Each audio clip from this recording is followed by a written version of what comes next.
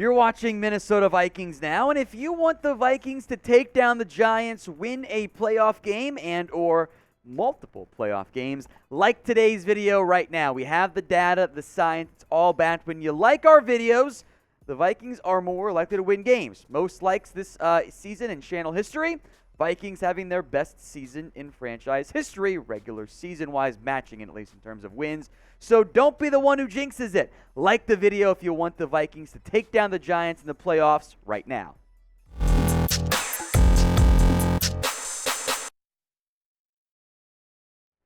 Tom Downey here for Minnesota Vikings Now, and the Vikings are in the playoffs. That is awesome. If I had told you at the beginning of the year the Vikings would win 13 games, I think we'd all be very like, where do I sign? I love it. That's a great idea. I would not complain at all. Yet, here we are, and I would argue correctly, there are some concerns, some troubles for this team.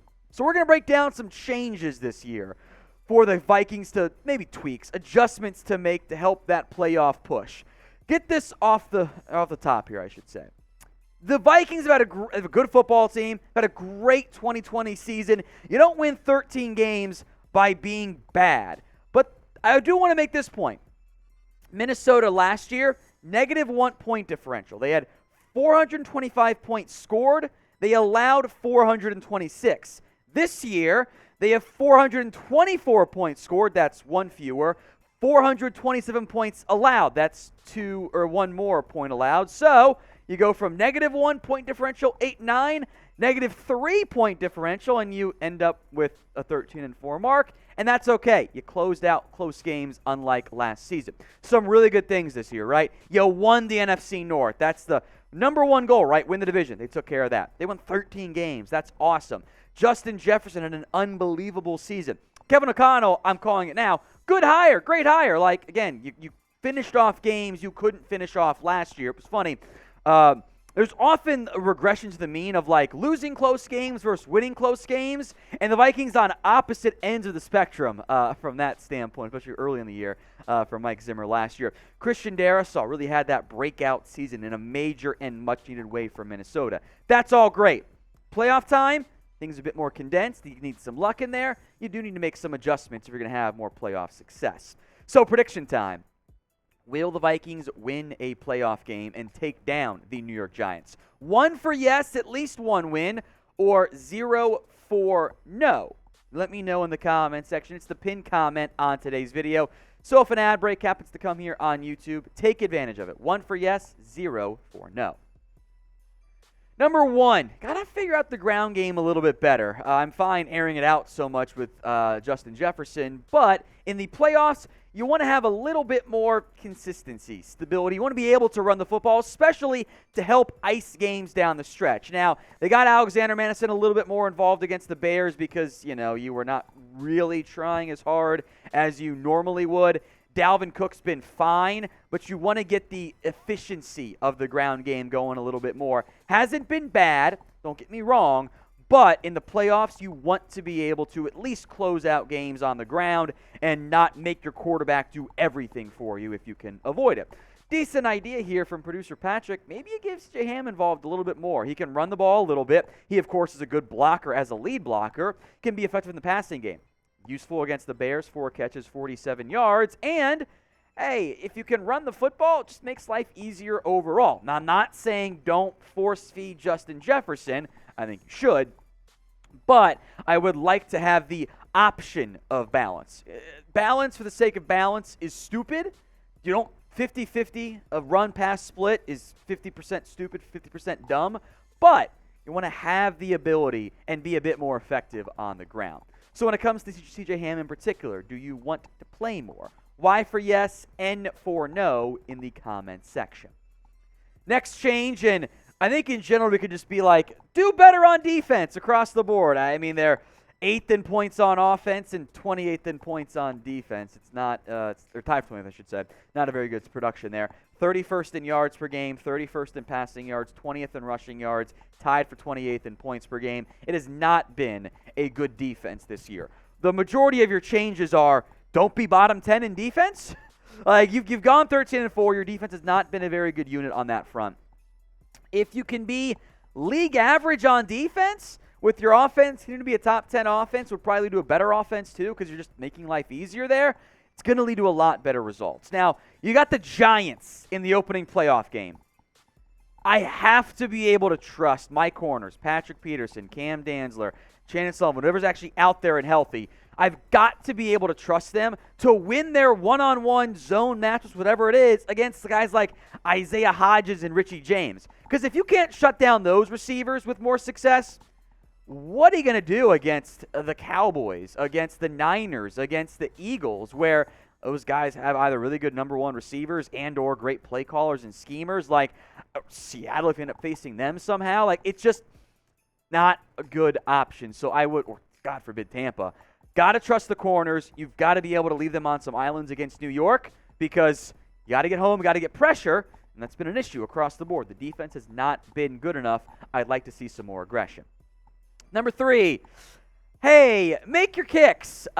Kickers matter in the playoffs. They're not people as far as I'm concerned because so oftentimes they find ways to blow things. In December, Greg Joseph was elite. Made all 6 of his field goals, 12 of 12 on extra points, hit a 61-yarder to take down the Giants. In January, not as good. 4 of 6 on field goals, missed an extra point as well. The playoffs are tight. Everything is narrow. Your margin for error plummets, and that especially comes through on special teams. You leave points on the board, you give bad field position, it really hurts your team on offense and defense. The Bengals last year benefited massively from Evan McPherson, who, by the way, hasn't been as good this year for the Bengals, at least down the stretch, or at least in the middle part of this year, I should say. He was awesome for the Bengals playoffs, made every single kick. Now, I'll take 13 of 14 from Greg Joseph, don't get me wrong, but you need your kicker just to do his job in the end. Now, today's show helped out by our sportsbook partner, BetUS. If you want to bet on Minnesota with no one believing in them, do it with BetUS. Chatsports.com/bet. Promo code CHAT125. $100 down, extra $125 in your pocket for free to bet with.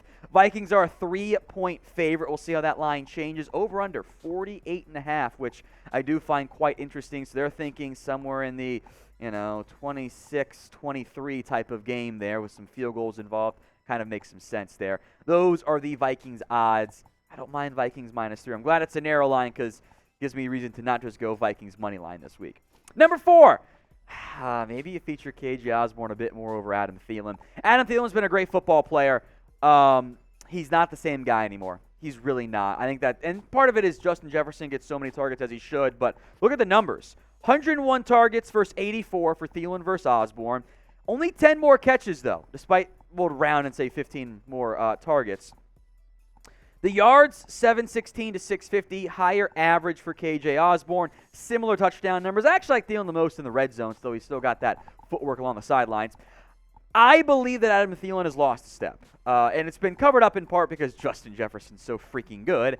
I still think Osborne's a bit more of a 3, but I crave explosive plays. I know Jefferson will give me those. If Osborne can give me one more explosive play than Thielen, that goes a long way to having success on offense. So what do you guys think? So this one will be a bit more controversial, understandably so. Pick a wide receiver for me. 17 for KJ Osborne, 19 for Adam Thielen. Let me know in the comment section. Number 5, unleash Irv Smith Jr. as your X factor. You've got some rare ability here to bust out different types of personnel packages because of the return of Irv Smith compared to additionally to Johnson. So 12 personnel package, right? You've got 1 running back, 2 tight ends, Dalvin Cook, Jefferson, Thielen, or KJ Osborne, and 2 tight ends, Irv Smith, TJ Hawkinson. What you can do is by going 2 tight ends, you're able to force the defense to make changes. Against the Giants, they might come out there with an extra linebacker or an extra safety in there as opposed to an extra nickel corner. And that would allow you to run play action out of this and unleash downfield throws to Jefferson. Hit Irv Smith, Hawkinson in the flats or over the middle of the field. It allows you to be creative. If you can utilize and get linebackers on Irv Smith or Hawkinson, I like that matchup there. So I think Irv Smith, bit of a breakout down the stretch, would be nice here for the playoff push. Could benefit the Vikings and allow some more creative personnel packages. You can do 21 with C.J. Ham out there, too, at fullback and go 1 tight end, too. You've got creativity there for Minnesota. Let's hit now with Garrett Bradbury, the back injury coming off of the accident he had, which is concerning. I will repeat what Patrick Seatman told me like a month ago. I never thought I would miss Garrett Bradbury this much. He said he's feeling better last Thursday. They gave Chris Reed and Greg Mance some reps. I think I pronounced the last name correctly. At center, it has not been good. I think the Vikings desperately need Garrett Bradbury back out there because I don't want to start Chris Reed against Leonard Williams and Dexter Lawrence. It's a bad matchup for Minnesota. So I am hopeful. This is your number one change, right? Get Garrett Bradbury back out there. Unfortunately, that's not really up to us or the coaching staff. It's up to the medical team getting everything cleared there. If you made it this far in the video, thank you. You guys are a real one. Hit that subscribe button because clearly you like what we're doing. Free Vikings videos, playoffs, and off-season. We got you covered right here.